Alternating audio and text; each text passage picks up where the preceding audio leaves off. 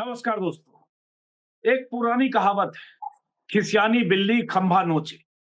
जिस तरह से इस्लामाबाद में अमेरिका और ईरान के बीच बातचीत अमेरिकी शर्त पर नहीं हो पाई और जिस तरह से अमेरिकी डेलीगेट्स को बैरंग वापस लौटना पड़ा, उसके बाद ट्रंप की कुल मिलाकर कुछ ऐसी ही स्थिति है।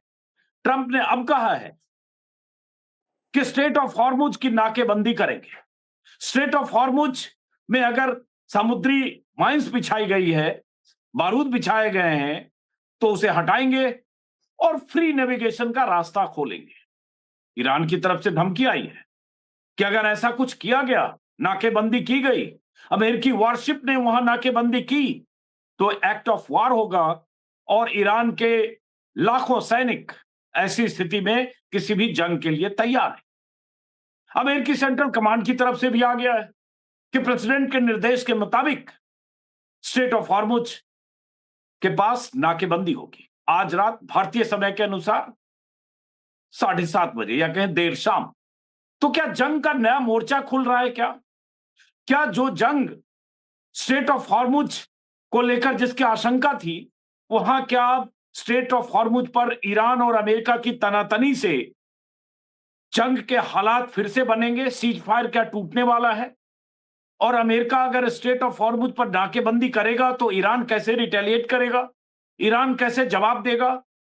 दर्जनों बार ये रिपोर्ट्स अमेरिकी अखबारों के हवाले से आ चुकी है कि स्ट्रेट ऑफ हॉर्मुज में वहां समुद्र के नीचे सैकड़ों या हजारों हो सकता है नेवल माइंस बिछी हैं।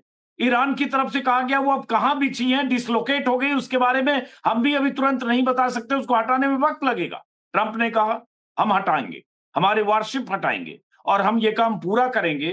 और अगर ईरान वहां से गुजरने वाले जो तेल टैंकर हैं उनसे अगर टोल लेता है, हम वो भी बंद करेंगे, वो गैर कानूनी है, हम ये नहीं होने देंगे। तो क्या होने जा रहा है? क्या आज रात जंग का एक नया मोर्चा खुलने वाला है? स्क्रीन पर आप ट्रंप के बयान देख रहे हैं। स्क्रीन पर लगातार जो अलग अलग बयान है, चाहे वो आईआरजीसी के हैं, उनके बयान आप देखते रहेंगे। लेकिन हमारे साथ खास मेहमान है बॉबी नकवी साहब, जो गल्फ न्यूज के एडिटर रहे, लंबे अरसे तक मिडिल ईस्ट में रहे हैं, दुबई में, इन दिनों इंडिया में है। तो बॉबी नकवी साहब, पहला सवाल तो यही कि क्या आज रात कोई जंग का नया मोर्चा खुल सकता है इस तरह से, जिस तरह से ट्रंप ने कहा कि हम नाकेबंदी करेंगे? दर्जनों वॉरशिप के बारे में रिपोर्ट्स आ रही है जो वेस्ट एशिया के आसपास है। सेंट्रल कमांड ने राष्ट्रपति के फैसले को लागू करने या आदेश को लागू करने का एक तरह से इनको इंडोर्स कर दिया है। तो क्या देखते हैं इसको? और ईरान की तरफ से धमकी, चेतावनी या रिटेलिएशन का खतरा जिसका जिक्र किया मैंने। जी अजीत जी नमस्कार, आपके दर्शकों को भी नमस्कार और सलाम। देखिए, ये जो 28 फरवरी को जब से ये जंग शुरू हुई है, हमने देखा है कि डोनाल्ड ट्रंप साहब की जो पोजीशन है स्ट्रेट ऑफ हॉर्मुज की, वो एक घड़ी के पेंडुलम की तरह जो है इधर से उधर पूरी स्विंग हुई है। पहले वो ये कहते थे कि उन्होंने जब ईरान ने स्ट्रेट ऑफ हॉर्मुज के ऊपर ब्लॉकेड लगाया तो उन्होंने कहा कि हम अपनी नेवी को भेजेंगे, वहाँ जो कमर्शियल वेसल्स हैं, जो कमर्शियल शिप्स हैं, उनको एस्कॉर्ट करने के लिए। फिर उनकी खुद की नेवी ने मना कर दिया कि नहीं, ये पॉसिबल नहीं है, जिस तरह की वहाँ की जोग्राफी है और जिस तरह का ईरान का जो सिक्योरिटी आर्किटेक्चर है, हम वो खतरा मोल नहीं ले सकते।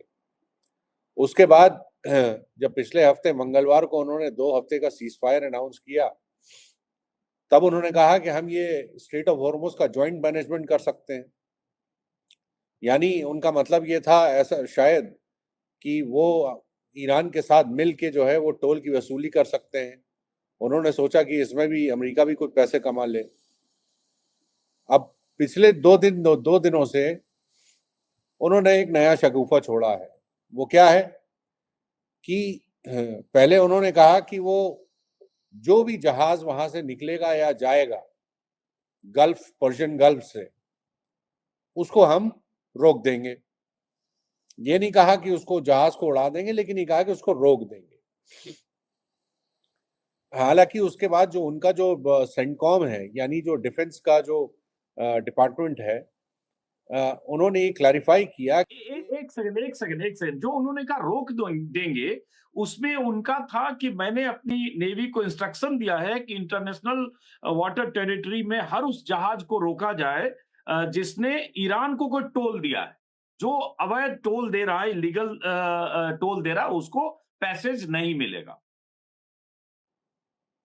नहीं, उसके उसके साथ साथ ये भी कहा था कि जो भी जहाज अंदर जाएगा और आएगा तो उसको जो है नेवी, यूएस नेवी उसके रोक के उसकी तलाशी लेगी। बिल्कुल, और हाँ, वही। हाँ, हुँ, वॉर के दौरान ऐसा किया जा सकता है, फिर हुँ, सेंटकॉम ने क्लैरिफाई किया। हुँ, हालांकि बाद में सेंटकॉम ने उसका जो स्कोप है, ये जो हुँ, अमेरिका का जो सो कॉल्ड ब्लॉकेड है स्ट्रेट ऑफ हॉर्मुज का, जो करने जा रहे हैं आज रात से, हुँ, उसको उसकी डेफिनेशन को काफी नैरो किया है सेंटकॉम ने। और ये कहा है कि जो जहाज ईरानियन पोर्ट से ओरिजिनेट होंगे उन जहाजों को हम रोकेंगे इस हुँ, ब्लॉकेड में। हुँ, अब देखिए, ये जो पूरी जो पर्शियन गल्फ है, ये करीब देखा जाए तो करीब करीब जो है 1000 किलोमीटर लंबी है। इसकी चौड़ाई जो है वो करीब करीब कहीं 35 किलोमीटर है, कहीं 200 किलोमीटर से ज्यादा है। तो सबसे ज्यादा जो कम जो चौड़ाई है वो वहीं से है जहाँ पे हॉर्मुज आइलैंड है। ये स्ट्रेट ऑफ हॉर्मुज जिसको कहा जाता है, वहीं पे जो है ईरान ने ब्लॉकेड लगाया है। वही एक चोक पॉइंट है। वो बहुत बड़ा पतला सा एरिया है। वहाँ पे जो डीप चैनल्स हैं वो भी बहुत पतले पतले हैं, 2-2 किलोमीटर चौड़े। यानी एक आउटबाउंड ट्रैफिक, यानी एक आने के लिए और एक जाने के लिए। तो वो ईरान जो है, ईरान ने वहीं पे ब्लॉकेड लगाया है और वहीं से उसको जो भी ट्रैफिक गल्फ में जाता है, पर्शियन गल्फ में जाता है, उसको वो मॉनिटर करते हैं। हुँ। अच्छा, दूसरी तरफ अ, जो पर्शियन गल्फ है वो खुद तो मतलब वो तो 1000 किलोमीटर की है, लेकिन जो ईरान की जो कोस्ट लाइन है पूरी, जो सदर्न कोस्ट लाइन है, वो करीब करीब 2200 किलोमीटर की है। मतलब जहां से स्ट्रेट ऑफ हॉर्मुज अंदर वो इराक के पास से जहां से शुरू होती है, फिर ये गल्फ ऑफ ओमान में खत्म होती है, ये पूरी 2200 किलोमीटर से ज्यादा की कोस्ट लाइन है।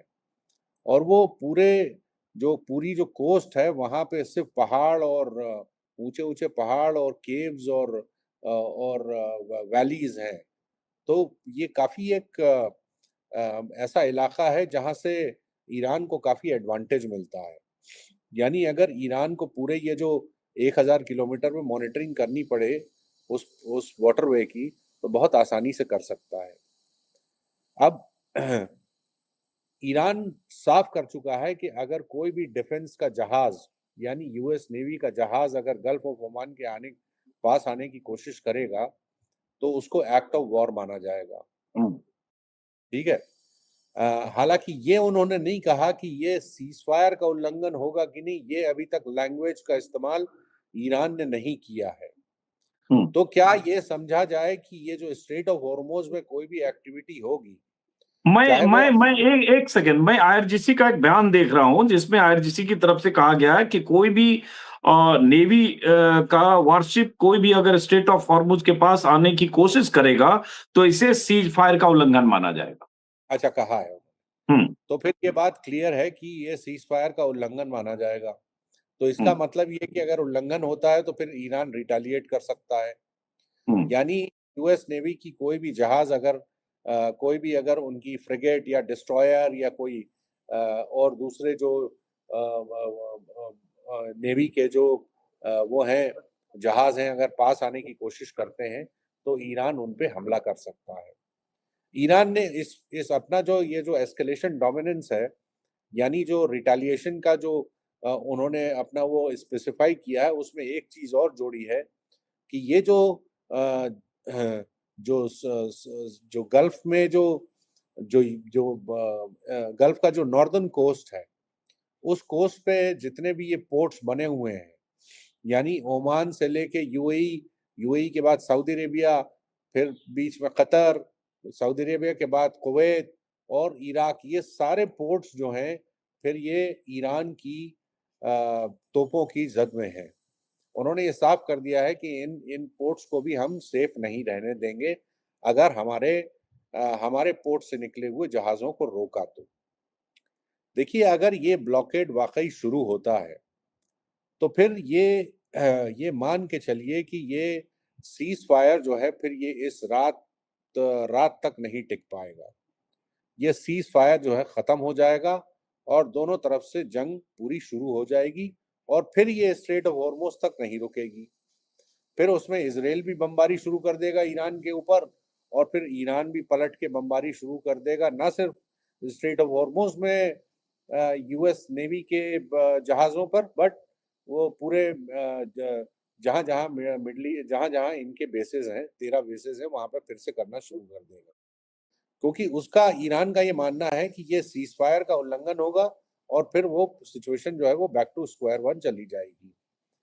देखिए, इसका जो हम्म, इसका अजीत जी, जो इसका जो ऑब्जेक्टिव है, जो अमेरिका का जो ऑब्जेक्टिव है वो क्लियर नहीं है कि स्ट्रेट ऑफ हॉर्मोज में ब्लॉकेट करके ये एक ईरान के ऊपर इकोनॉमिक कॉस्ट तो इम्पोज कर सकते हैं कि हाँ, साहब ईरान जो अभी धड़ल्ले से जो तेल अपना बेच रहा है, ऐसा हाँ, सुनने में आया है कि करीब करीब खाली पिछले हफ्ते में करीब करीब 150 मिलियन बैरल जो है वो तेल बेच चुका हम्म, है।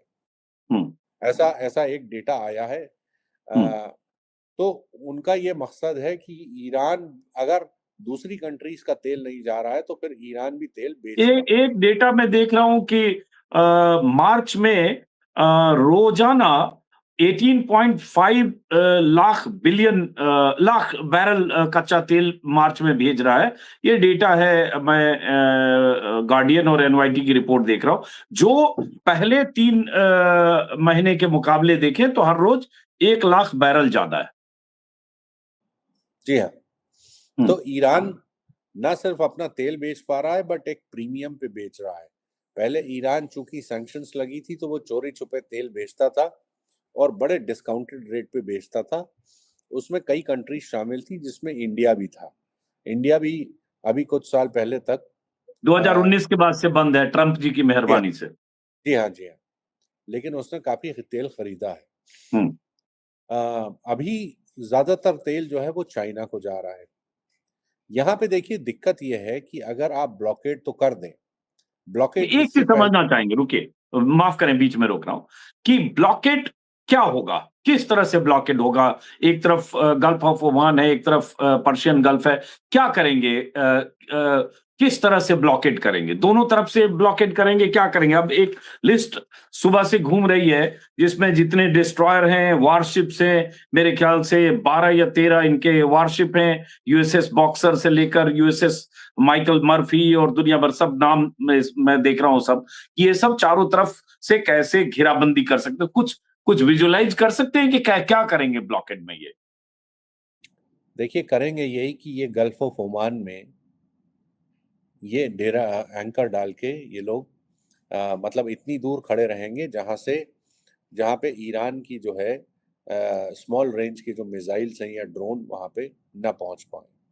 हालांकि ईरान की रेंज जो है वो तो मिसाइल्स की 2000 किलोमीटर है और अगर वो चाहे तो काफ़ी आगे तक मार सकता है, लेकिन कुछ ऐसा कुछ करेंगे कि भाई वहाँ पे जो ईरान की ये छोटी बोट से जो ईरानियन सिपाह नेवी जो है आईआरजीसी की, वहाँ छोटी बोट्स ना पहुंच पाए या छोटे वेपन्स ना पहुंच पाए। हाँ, टॉर्पीडो बोट्स भी उनकी चलती है जो उड़ाती है। वो भी हम्म, करीब जो है कोई 300 किलोमीटर की उनकी हम्म, रेंज होती है, ऐसा सुना हम्म, है। हम्म, तो वो ऐसा करेंगे कि ये US navy gulf of Oman में थोड़ा खड़े होके उसके बाद आने जाने वाले हर जहाज से पूछताछ करेंगे और हो सके तो उसके ऊपर चढ़ के उसकी तलाशी लेंगे अगर कोई जहाज उनको शक होता है कि ये ईरानियन पोर्ट से आ रहा है। हम्म, अब देखिए, इसमें दिक्कत यह है कि इन प्रिंसिपल तो ऐसा लगता है कि थ्योरी में तो लगता है कि बड़ा आसान काम है, हम्म, लेकिन ये बहुत मुश्किल काम भी है। अब जैसे ही स्ट्रेट ऑफ हॉर्मुज से बाहर आप निकलते हैं तो फिर तो ओपन सी है, पूरा ये गल्फ ऑफ ओमान है, ये बहुत बड़ा इलाका है और स्ट्रेट ऑफ हॉर्मुज खुद जो है वो क्या कहना चाहिए, करीब करीब जो है 25 लाख स्क्वायर किलोमीटर का एरिया है, बहुत बड़ा एरिया है। हम्म, तो वहाँ चप्पे चप्पे पे मैनेज करना और जहाज़ों को रोकना हम्म, एक वो चैलेंज है। दूसरा हम्म, बड़ा चैलेंज ये है कि देखिए, आजकल क्या है कि ये मैरीटाइम इंडस्ट्री में एक चीज़ एक ट्रिक इस्तेमाल की जाती है जिसको कहते हैं AIS स्पूफिंग, यानी जहाज जो है वो अपनी आइडेंटिटी छुपा लेते हैं। ना सिर्फ ना। अपनी आइडेंटिटी छुपा लेते हैं, बट वो अपना जो ओरिजिन है, पोर्ट ऑफ ओरिजिन है, जिस पोर्ट पे वो रुके हैं वो सब छुपा लेते हैं, उनका जो रूट है वो भी छुपा लेते हैं, या एक फेक अपना वो शिपिंग जो है वो क्या कहना चाहिए, फिंगरप्रिंट क्रिएट कर देते हैं कि साहब ये शिप जो है ये वाले फलाने पोर्ट से निकला, वहां से आया, ऐसे आया, इस रूट से आया, जबकि हकीकत कुछ और होती है। तो ये बहुत आसान काम है। ये अभी तक कई ऐसे शिप्स, इंक्लूडिंग जो चाइना के शिप्स हैं, जो चाइना तेल ले जाते हैं ईरान ईरान से, वो भी हमेशा ऐसे ही किया करते थे। तो ये कोई बड़ी बात नहीं है कि वहां से, तो इसमें दिक्कत ये होगी यूएस नेवी को कि हर जहाज पे आपको चढ़ के आपको फिजिकली चेक करना पड़ेगा, उनके कागज देखने पड़ेंगे, फिर आप ये कैसे पता करोगे कि तेल कहाँ से आया, फिर ये इन्फॉर्मेशन आपको वेरीफाई करना पड़ेगा। या अगर कोई जहाज क्लेम करता है कि साहब हम सऊदी पोर्ट से आए हैं, हम जद्दा पोर्ट से आए हैं, तो फिर उनको जद्दा पोर्ट से वेरीफाई करना पड़ेगा। या कोई अगर कहेगा कि कुवैत से आए हैं, तो फिर कुवैत पोर्ट अथॉरिटीज से कोऑर्डिनेट करके करना पड़ेगा। यानी ये एक देखिए एक मल्टीनेशनल ऑपरेशन होगा। मतलब ये एक खाली यूएस नेवी की बस की बात नहीं है। और इसमें अभी हमने खतरे की बात नहीं करी है। ये देखिए पीस टाइम में तो ये बहुत आसान है कि कोई भी ऑपरेशन आप जहाज की तलाशी ले लें और चढ़ के उस पे देख लें, हेलीकॉप्टर से उतर जाएं, या कोई छोटी बोट लगा के वहां से, वो हर बड़े जहाजों में एक सीढ़ी होती है, वहां से आप ऊपर चढ़ के चेक कर सकते हैं। इसमें इंटरनेशनल जो मैरीटाइम अथॉरिटीज होती हैं वो ऐसे इंस्पेक्शन करती रहती है। खैर, पीस टाइम में तो देखिए बहुत आसान होता है लेकिन ऐसे टाइम पे जब ईरान का खतरा मंडरा रहा है कि ईरान ने कहा है कि कोई भी अगर जहाज स्ट्रेट ऑफ हॉर्मुज के करीब आया तो हम उसको उड़ा देंगे, तो ऐसे टाइम पे ये ऑपरेशन कंडक्ट करना खतरे से खाली नहीं होगा। अब इनको अगर कवर प्रोवाइड करना है यूएस नेवी को, तो जाहिर बात है कि आपको अमेरिका को अपनी जो एयर फोर्स है उसकी मदद लेनी पड़ेगी। और ईरान के जो कोस्टल इलाके हैं, वहाँ पे जितने भी ऐसे डिफेंस के ठिकाने हैं ईरान के, कोई मिसाइल के ठिकाने हैं या ड्रोन के ठिकाने हैं या दूसरी जो गन्स टॉर्पीडो होती बोट्स के ठिकाने हैं। है, को उनको डैमेज करना पड़ेगा। यानी ये सब देखिए शुरुआत करने से पहले ही ये जो है ये पूरा सीज फायर जो है आपका काम तमाम उसका हो जाएगा रात तक, अगर ये वाकई इसमें करते हैं। अगर ये इतना आसान होता तो ये शुरुआती दौर पे स्ट्रेट ऑफ हॉर्मुज को वहां पे ब्लॉकेड हटवाने की बात करते। उनको पता था कि ये बहुत मुश्किल काम है। अब ये जंग का जो है ये बड़ा अगर ये वाकई ऐसा ब्लॉकेट करते हैं अमेरिका अमेरिका की नौसेना, तो फिर ये पूरी तरह से ये समझ लीजिए कि ये एक सीज फायर का उल्लंघन है और ये एक नई जंग का ऐलान है।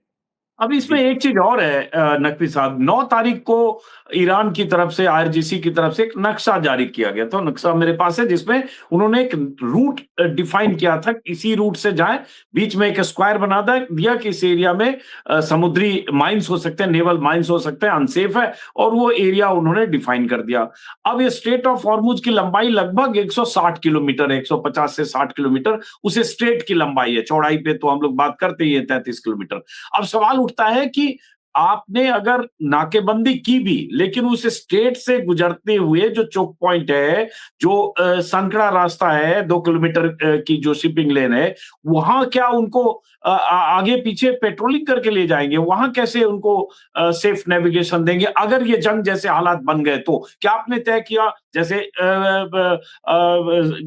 सेंट्रल कमांड ने कह दिया कि भाई ईरानी पोर्ट से जो ऑपरेट करेंगे, चाहे वहां से जा रहे हो चाहे आ रहे हो, उनको रोकेंगे, उनकी नाकेबंदी करेंगे, बाकी जा सकते हैं। तो बाकी जाएंगे, उससे पैसेज कैसे डिसाइड होगा?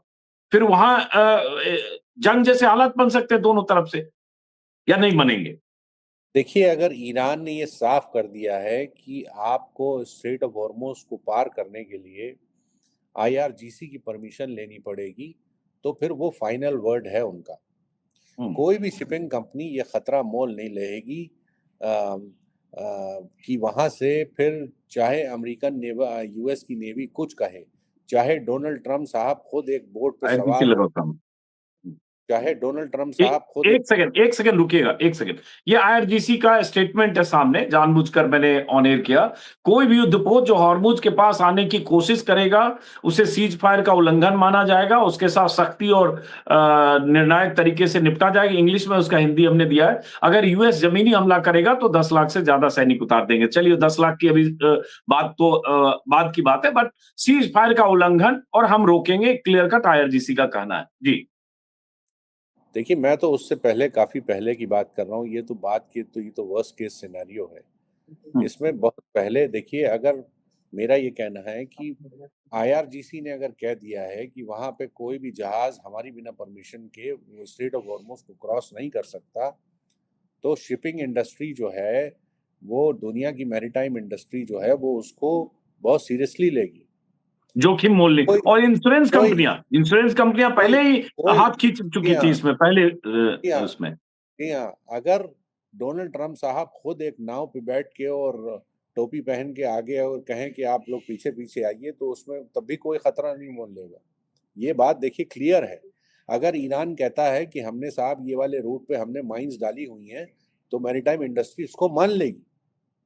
आप भले ही फिर अमेरिकन नेवी जाके जो है महीनों तक हफ्तों तक उसमें जो है डुबकी लगा के फिर आप वो सोनार लगा के अपने माइंस को खोजते रहिए, लेकिन अगर उन्होंने कह दिया है कि यहाँ पे माइंस है, तो मतलब that that warning will be taken at face value.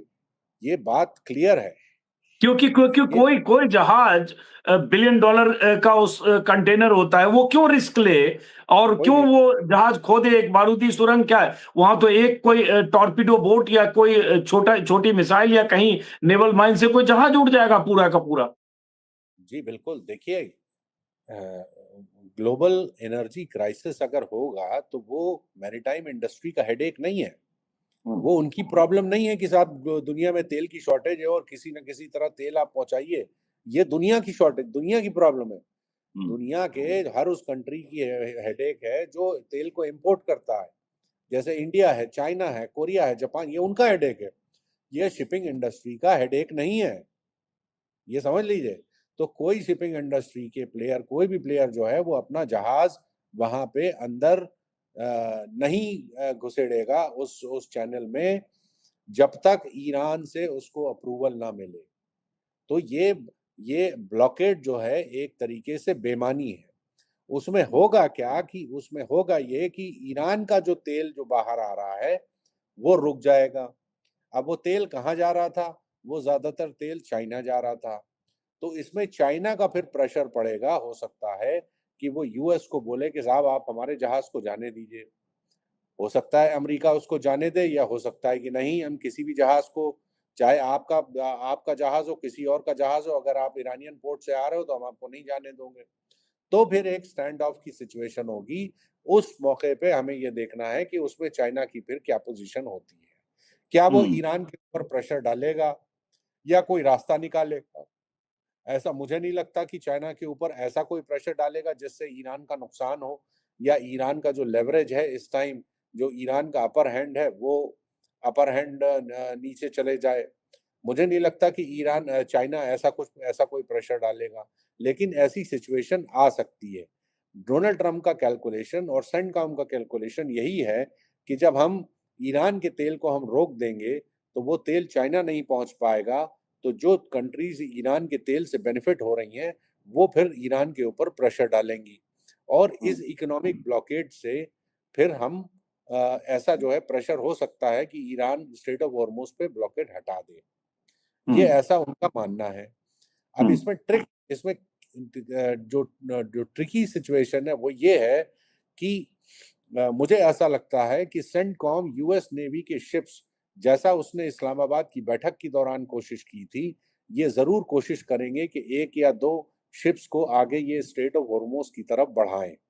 अब देखना यह है कि क्या ईरान उनके ऊपर हमला करता है। अगर हमला वाटर कर टेस्टिंग करेंगे।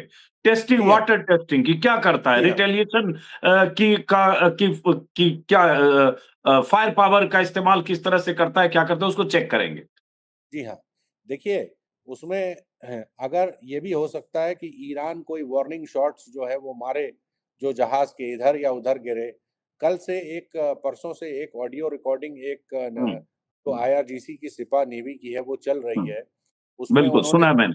हम्म, जी सारे जहाजों को वार्निंग हम्म, दी थी कि अगर कोई आपकी विसिनिटी में US नेवी का कोई शिप है तो उसके कम से कम 10 मील दूर चले जाइए, हम्म, क्योंकि हम हम्म, बिना वार्निंग को हम्म, इनके ऊपर फायरिंग हम्म, करेंगे। हम्म, तो ईरान इसमें अगर ये कोशिश ये जरूर कर सकता है कि instead of launching a full fledged attack, मतलब सीधा सीधा हमला करने के बजाय वार्निंग शॉट्स मार सकता है इनको, US नेवी के जहाजों के इधर या उधर। और मुझे लगता है कि जब वार्निंग शॉट्स आते हैं तो उसके बाद कोई भी नेवी का कैप्टन जो है वो ये रिस्क नहीं लेगा, चाहे उसको जो भी इंस्ट्रक्शन हो, उसको अपनी सेफ्टी और अपने क्रू की सेफ्टी की ज्यादा उसमें वो होगी और वो वापस लौट जाएंगे। शायद ऐसा कैलकुलेशन ईरान का है कि हो सकता है कि उसको फुल फ्लेजेड वायलेशन ना करना पड़ा सीज फायर का। लेकिन ईरान ने देखिए एक बात बहुत साफ कह दी है कि अगर आप स्ट्रेट ऑफ हॉर्मुज की तरफ आए तो उसको हम सीज फायर का वायलेशन मान लेंगे। हम्म, हमारा हमला करने उसको उसका हम्म, सीज फायर का हम्म, वायलेशन नहीं होगा, आपका आना सीज फायर का वायलेशन होगा और इसकी जिम्मेदारी आपकी बनती है। जी।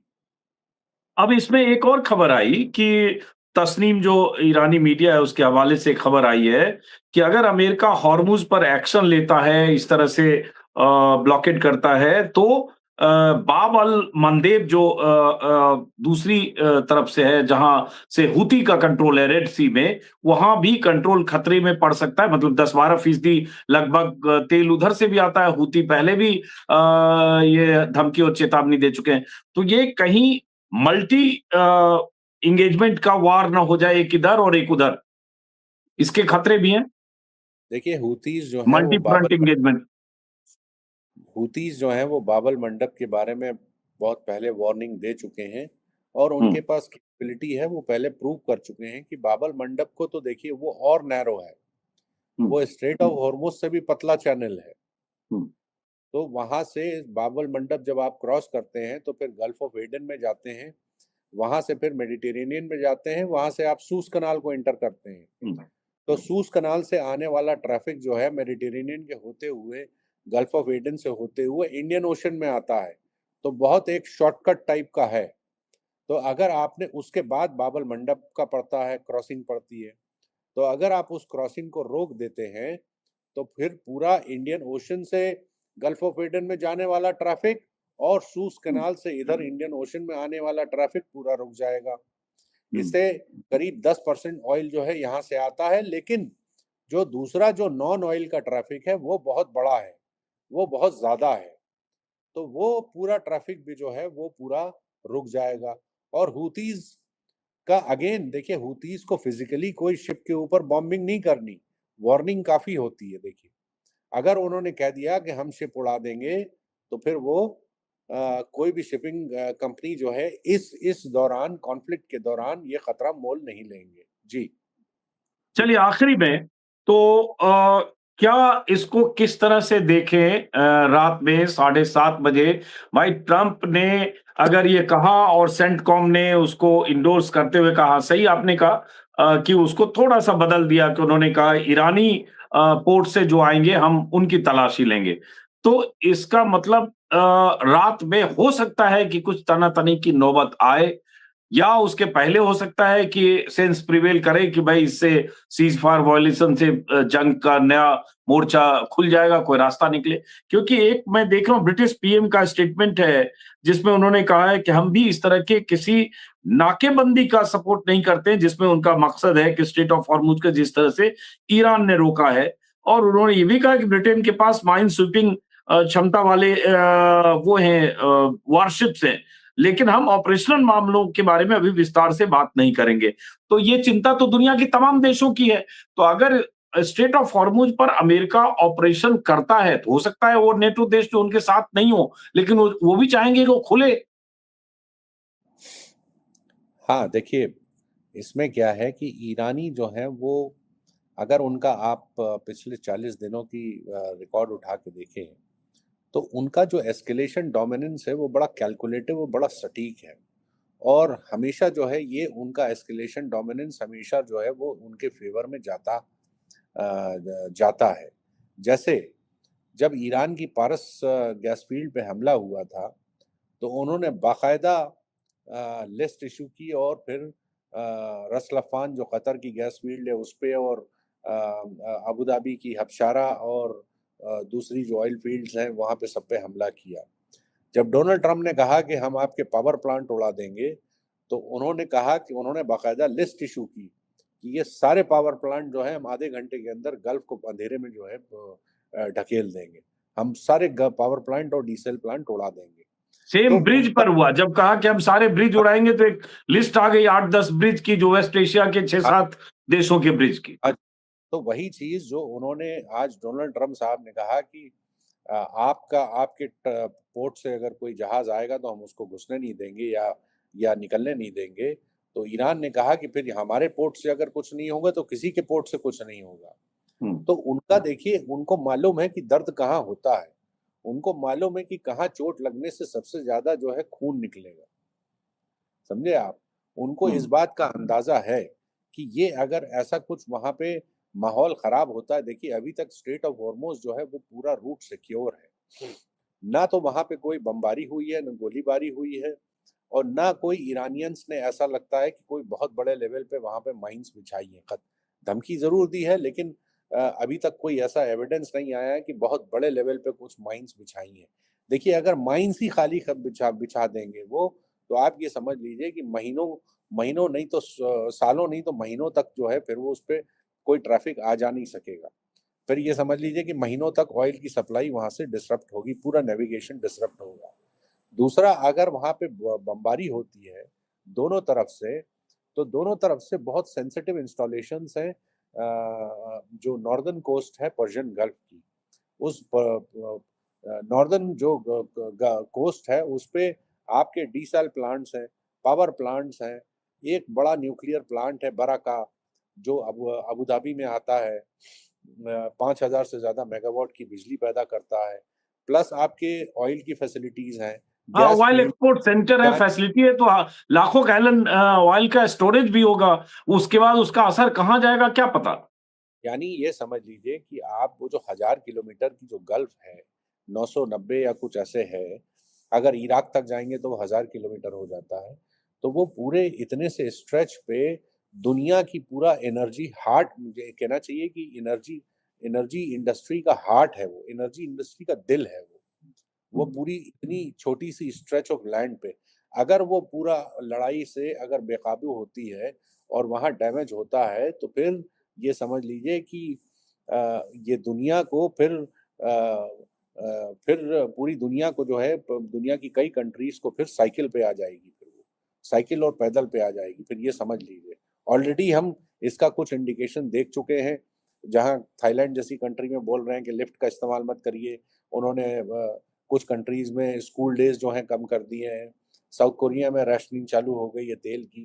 तो अगर इस पूरी स्ट्रेच पे, जैसा मैंने बताया, ये पूरी जो पर्शियन गल्फ की जो पूरी स्ट्रेच है गल्फ ऑफ ओमान से शुरू होती है और इराक पे जाके, इराक की बॉर्डर पे जाके खत्म होती है, ये करीब करीब 1,000 किलोमीटर है। इस स्ट्रेच पे अगर कोई बमबारी होती है, कोई वॉर छिड़ती है, तो फिर ये दुनिया जो है पूरी 20, 30, 40 साल पीछे चली जाएगी, क्योंकि ये ऐसे वाइटल इंफ्रास्ट्रक्चर है कि इनको दसियों साल लगे हैं बनाने में, इवॉल्व होने की। ये बहुत महंगे इंफ्रास्ट्रक्चर हैं।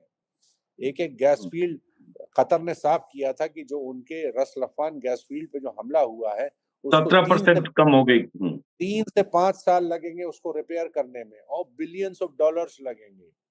ये खाली एक गैस फील्ड का बता रहा हूं मैं। तो ये डोनाल्ड ट्रंप साहब, मुझे लगता है कि अभी फिर उनको सद्बुद्धि आएगी और ये प्लान जो है ये प्लान को इसको दोबारा वो सोचेंगे, या अगर उसको कुछ टेस्ट करने की कोशिश करते हैं और ईरान एक मजबूती से उसका जवाब देता है तो शायद हो सकता है कि ये लोग पीछे हट जाए। आखिरी सवाल फिर भी, ये बहुत बार पूछ चुका हूं, फिर भी उसके बिना बात अधूरी रहेगी।